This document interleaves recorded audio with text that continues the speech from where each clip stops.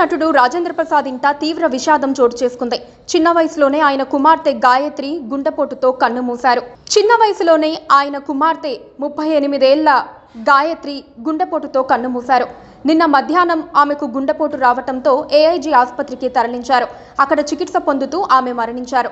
రాజేంద్ర ప్రసాద్కు ఒక కొడుకు, కుమార్తె ఉన్నారు.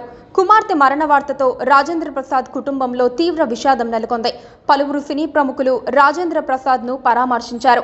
కుమార్తె మరణంతో ఆయన కన్నీరు మున్నీరుగా విలపిస్తున్నారు. గాయత్రి పార్థివ దేహాన్ని కూకట్పల్లిలోని వారి ఇంట్లో ఉంచారు.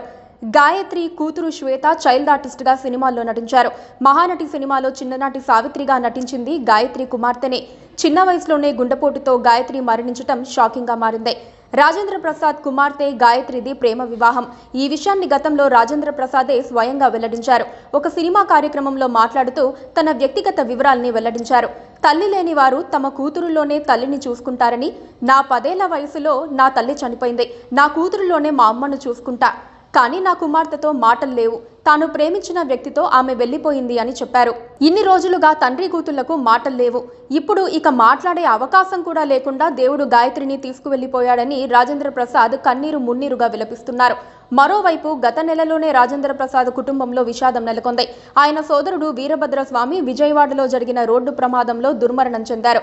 ఔషధ నియంత్రణ మండలిలో పనిచేస్తోన్న ఆయన బెజవాడలోని రామవరప్పాడు వద్ద 2 వీలర్కు పెట్రోల్ పోసుకొని తిరిగి వెళ్తోన్న వేళలో గుర్తు తెలియని వాహనం ఢీకొనటంతో మరణించారు. ఆయనకు కొడుకు, కుమార్తె ఉన్నారు. వారిద్దరూ కెనడాలో స్థిరపడ్డారు. వెంటనే ఇద్దరు కుటుంబ సభ్యులను కోల్పోవడం చాలా బాధాకరమని, దేవుడు వారి ఆత్మకు శాంతి కలుగ చేయాలని, రాజేంద్ర ప్రసాద్ గారి కుటుంబానికి తట్టుకునే ధైర్యాన్ని ఇవ్వాలని ప్రార్థిస్తున్నాం. Please subscribe to KTV Telugu. KTV Telugu. KTV Telugu. KTV Telugu. KTV Telugu. KTV Telugu channel.